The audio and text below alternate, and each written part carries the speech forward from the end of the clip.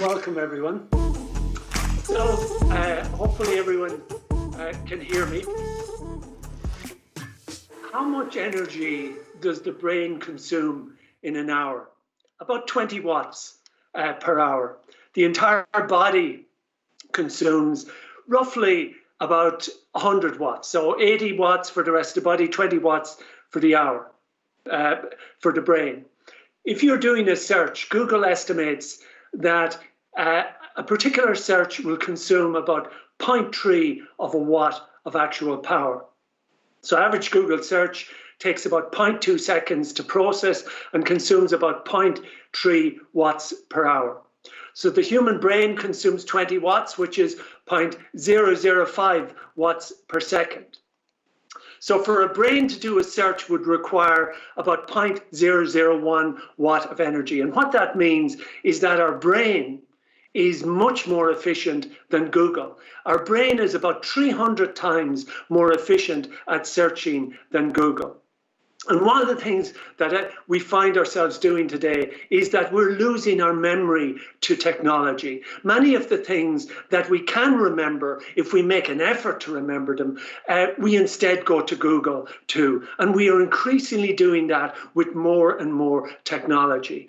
And all of that is a waste. It's a waste of our memory, but it's also a waste of energy, because whether we search in our brain or not, we are consuming 20 watts every hour. So if that is there, if that is inside us, if we can find it, it is much better to burn our own energy, to do things for ourselves rather than depend on technology. Because if we're depending on technology, we are wasting more energy, we are contributing more to global warming. There's a big craze now around the world about, Alexa and these AI-based systems to do things around the house.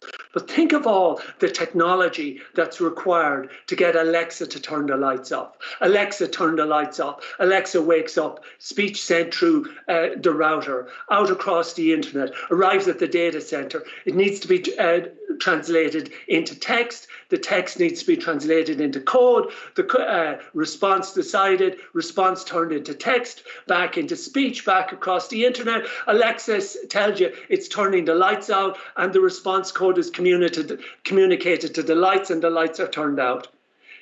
Imagine if you just got up off your bum and turned the bloody lights off. It would be much better for the planet, much better for yourself, because what happens to energy within our body that we don't use? It turns into fat. And we have an obesity epidemic around the world because we're getting so lazy because of the convenience that technology delivers. So burn your own energy, better for yourself, better for the planet. This is the technology behind EXA, a massive, massive technological infrastructure that consumes huge quantities of energy and device and raw materials. I used to think that in all this web stuff, that I had found the Holy Grail. I said, it's not about you. You're not designing for yourself. First rule is don't design. You are not the user. Don't design for yourself. And then I thought I'd figured out, I said, well, don't design for the organization either. Don't be organization centric. And I spent 20 years essentially presenting and saying that it's all about the customer. It's all about the user-centric design, etc. And I thought that was where it was at. And only in the last couple of years have I realized that there's something outside designing for convenience. There's something outside designing for making it easier for use. There's a society out there, and beyond that society, there is the earth. And we are doing extraordinary damage, as we know, to the earth over the last 40 or 50 years. And technology, I have discovered, is a key driver. Technology accelerates our capacity to damage and to waste the earth. And we need to radically revisit how we use technology if we are to truly address global warming. So not having me as the focus, not having the organization as the focus, having the user at the top of the pyramid. But let's say if we change the user experience model, which has many, many benefits, and we put it this way, still the user, still the customer is important, but at the very top, taking up far more the space as it should is the earth. So we design, when we make decisions, we don't just ask what's in it for me as a designer in my portfolio, what's in it for the org, what's in it for the user, but how does it impact the earth? What is the earth experience here? What are we doing to the earth in the designs that we're actually creating? This is a scrapyard in Ghana where 10,000 of the poorest people work in the greatest e-waste recycling factory on earth. This is e-waste recycling. What do rich countries do? They say, oh, our air is clean. Yeah, our air is clean in Norway and in Ireland and the United States because we outsource the dirt. We outsource the waste to poorer countries. We go to countries, we take their raw materials to build our smartphones, and when the smartphones are finished, we conveniently send them back in big containers to these countries where they are recycled, as we call them. This is e-waste recycling for 80% of e-waste that is created. 54 million tons of e-waste we are creating every year, and in another 20 years it's expected that that number will double. 16 out of 17 rare earth materials that are used in smartphones are found in countries, in habitats, in unusual places, in China and Africa, Brazil, etc. And COVID-19 is a symptom of the way we are living today. We are destroying Earth's natural habitat and creating destabilization, not just in global warming, but in many other areas. So we should take this as a warning to change how we live, to change what we do. The amount of data we create. So there's two engines of waste that technology is driving. The waste itself, but also the data pollution. We're into zettabytes of data now, unbelievable quantities of data. 1 zettabyte, to print out 1 zettabyte would take something like 20 trillion trees. There are only 3 trillion trees on the planet. So we are creating these massive quantities of data, and 90% of it is never used. 3 months after it's created, it's never used. We are extraordinarily wasteful when it comes to digital. So how do we change that behavior so we stop destroying the planet simply for waste in the process? It's all accelerating. If we look at the total quantity of CO2 pollution created in history, by 1919, only 5% of the CO2 pollution created by humans had been created. By 1919, we're around for about 4 million years as a species. By 1975, we were at 25%. So of the total quantity of CO2 pollution that humans are responsible for, about 25% of it we had created by 1975. By 1985, we were up to 1995, sorry, we were up to 50%. So essentially, in the last 25 years, we have created 50% of the CO2 pollution that we have created since we arrived on this planet. Our pollution creation is massively acceleration, and the greatest accelerant in that is digital and technology, because it allows us and gives us this hugely massive capacity to waste on a scale we have never been capable or able to waste on before. We look at this and we can map the growth of Moore's law and technology and computers, etc. As computers have grown in power, so has the consumption of raw materials, and so has the production of waste, whether it is e-waste or plastic waste or whatever waste. Geologists say that in the future they will discover a layer of plastic for our generation, a sedimentary layer of plastic. Do we want to be remembered as the plastic people who destroyed the earth and made it unlivable? Activity. How do we do the right thing? If we look because everything creates some CO2 and some pollution. If we walked 10 kilometers, let's say we created 1x of actual pollution. If we decided to drive those 10 kilometers, we would create 25 times more pollution. So if we're looking at the option, we're saying, well, walking is better than driving, right, in this scenario, if we want to be kinder to the planet. However, if we look at cycling, cycling creates half that pollution. The bicycle is one of the most amazing devices, the amazingly efficient technological devices ever created. And what we want to find is not get rid of technology, but use technology wisely. Find the bicycle in digital design. Find the bicycle digital design. Find the design that actually saves energy, that saves on pollution. This is what we need to pursue. It's not about getting rid of technology, but using technology as a decelerant of pollution rather than as an accelerant of pollution. What we don't want to be doing is doing stupid things like this in graphic design. Pixel density, 1x, 2x, a 1x image takes up 1 megabyte. The equivalent image in 2x creates 4 megabyte. It's not twice the megabyte, it's 3 times the megabyte. Most human eyes, that's all we can see at 2x. Maybe just touching into 3x if you're lucky, or on a super massive screen. 9x, a 3x image is 9 megabyte, a 4x is 16 megabyte. You see the way as we go higher in these resolutions, the numbers and the weight and the pollution scales up so much greater. The human eye can't see this. And yet these are the things that we're buying for our new phones. We can't even see these things. And this is why we're destroying the planet for stuff we can't even see. 1.4 billion photos taken every year. 90% of them are crap. Here's a tip from a professional photographer.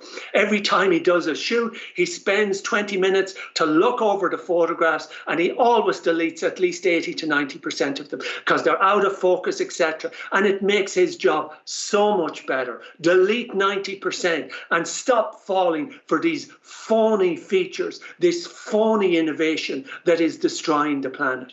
Looking at the best option, I did an experiment where I saved a quantity of text in HTML. It came in at 39 kilobyte. I saved the exact same quantity of text in PDF. It was 141 kilobyte. Asking these questions, what is the optimal? What's the most environmentally friendly? And of course, HTML is much better to publish stuff in than PDF. It's much more accessible. You know what? Choosing the right option has multiple benefits. Choosing the wrong option is usually laziness. It's usually, developer convenience or organizational convenience. Going to that bit of extra effort and choosing the most optimal has by far the most benefits for everybody over the long term. Danny van Kooten, a Dutch programmer, developed a MailChimp plugin for WordPress, made a 20 KB reduction in the code, and because Danny's plugin is used by millions of websites, it's very popular, he estimated the monthly CO2 reduction was 59,000 kilograms, which is the equivalent of planting 5,900 trees, because a typical average tree can sequester or deal with about 10 kg of CO2 pollution a year. So small changes, if you've got a website that has a lot of users, small reductions in code or in content, etc., can have a significant impact, positive impact on the environment. Let's look at some tips.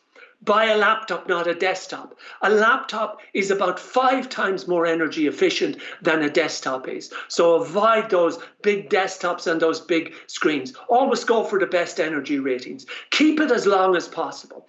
80% of the pollution in digital occurs in the device because it's very complicated to manufacture digital devices, so they take up a lot of energy. So if 80% of the pollution is embodied in the device, then it makes incredible sense to hold on to that as long as possible. The worst possible scenario is where you're changing your device every 2 years. That's what I used to do. I've only learned this stuff in the last couple of years.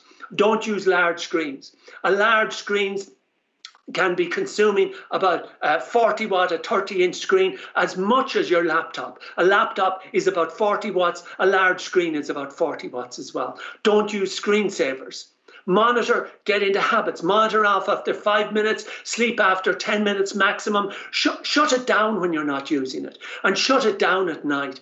Shut things off, switch everything off at night. A study estimated that in the US, about 20% of the energy is being consumed by vampire power, but devices that are always on.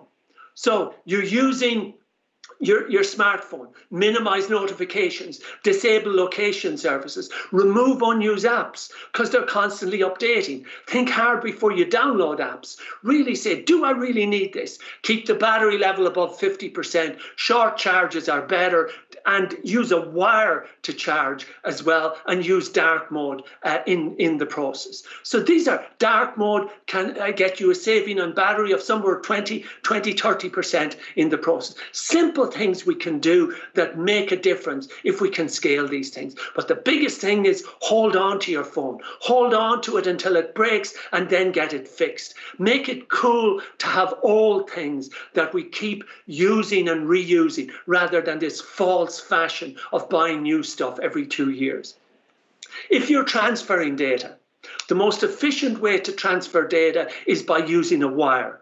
The next most efficient way is Wi-Fi. So Wi-Fi creates twice as much CO2 as wired does. So an Ethernet cable is the most efficient. 3G can be 45 times more inefficient. The same with 3G and 4G. And 5G is going to be a massive scale level of inefficiency in energy. Yes, you'll get stuff fast, but there'll be a tremendous cost to the environment of 5G structures.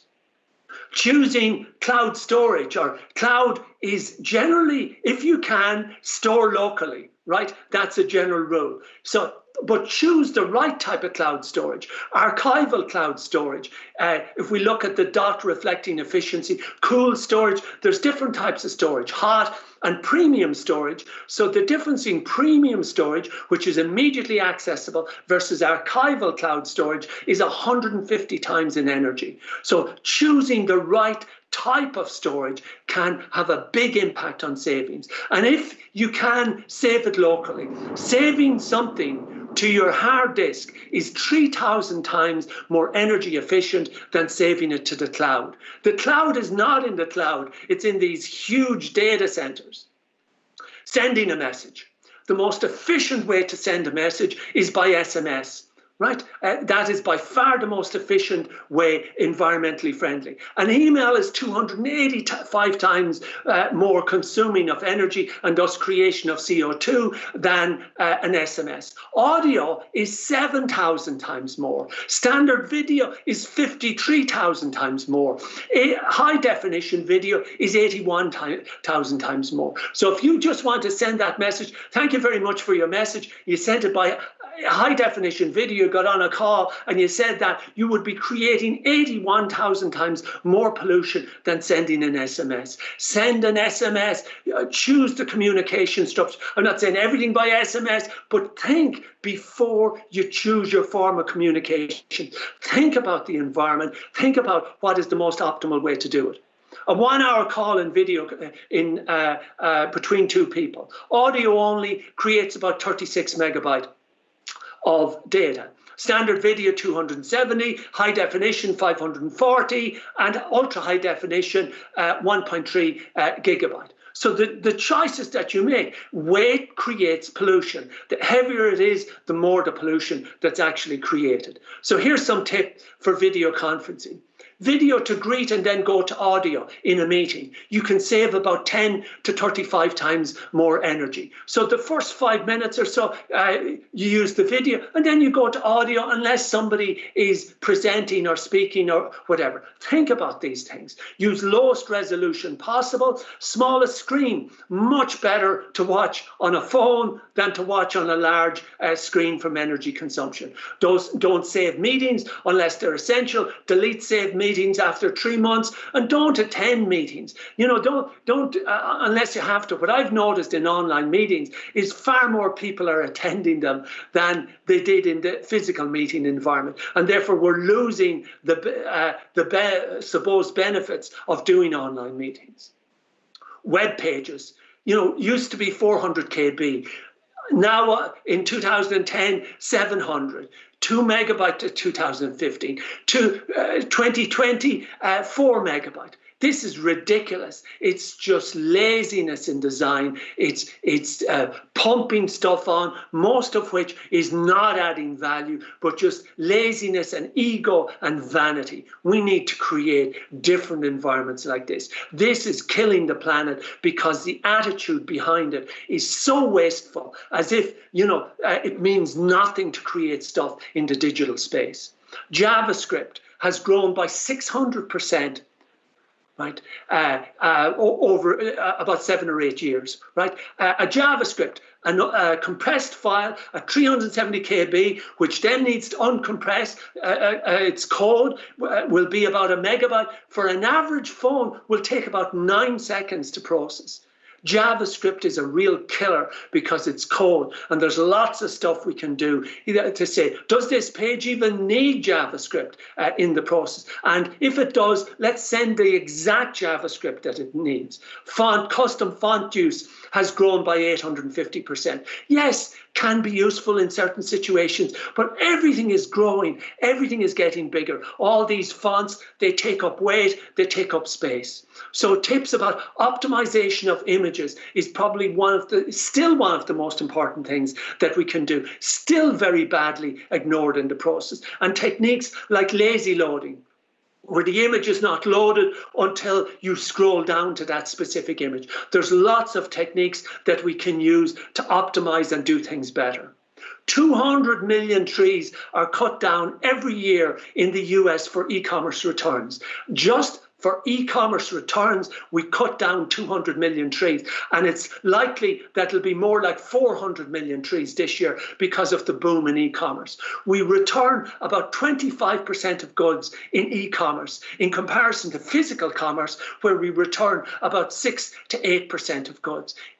E-commerce has made us extremely, lazy in making our choices and sending stuff back. So what can we do to create better environments in e-commerce rather than the environment of waste that we're creating? This is one side, Organic Basics, a Danish company, where they're showing images, they're drawing images of socks, and they're also saying they're reacting to the energy that they have in their country at that point in time, and saying, oh, they can't create a bigger site at the moment with full colour because there's a high energy consumption within the Danish market.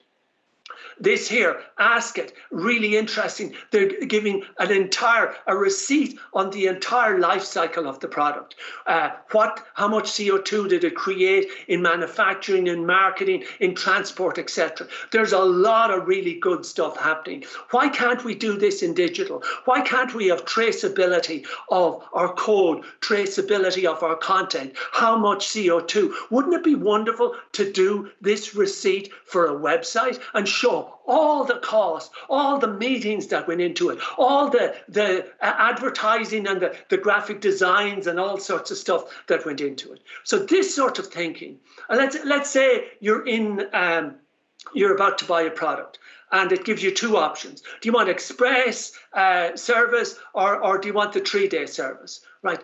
Fast delivery has lots of negative impacts. The truck will be less full, there'll be faster driving, the driver will be more stressed, the organisation will have to have larger stock levels, and if it's food, there'll be more food waste in the process. So faster from an organizational delivery point of view, creates significantly more waste. So we need slow delivery, just like we need slow food. We need movements to slow down. We are going way too fast. And as you increase speed, you increase waste. There's a direct physics relationship between speed and waste and energy. So imagine as designers we said, how could we change that dynamic? So here's the old page, but here's the new page. Do you want express or do you want green delivery? Why don't we start calling these things like green? Do you want to do the right thing or do you want to do the fast thing? You know, green delivery. Oh, what's green delivery? Well, the truck will be more optimized, etc., in the process. We need these ways of thinking that think green in digital and in digital design. So this, you know, the great apes in Western Africa, a mineral called coltan is found in the cell phones, which is mined in the rainforests of the gorillas that they call home, thus destroying their habitats. Is this what we want to be remembered for? You know, 60 to 80% of species extinction in the last 50 years. And I thought, oh, I'm cool. I was watching Greta Thunberg and said, oh, I'm cool. I'm over here in digital. Digital, oh, it's better than books, reading on the screen, etc. I thought I was so cool because I was working in digital. And then when I started actually research of what digital does, we couldn't have fast fashion if we didn't have digital. Right? Instagram culture drives fast fashion. We buy 5 times more clothes than we did 25 years ago, and we wear them half the length of time. Every second, there is a truckload of clothes being dumped around the world. Every single second, there's a truckload of clothes being dumped. We used to have 2 seasons in fashion. Now we've got 24 seasons. You can't create 24 seasons if you've got a pencil and paper. You can only create 24 seasons if you've got a MacBook. So digital has become an accelerant of all sorts of negative behaviors in societies. It can be different. We can use technology to conserve and to make wise decisions, but we really need to think about these issues in our designs and in our design thinking, and that instead of focusing on the user experience or the organizational experience, we must also bring into the picture the Earth experience. Thank you very much for listening.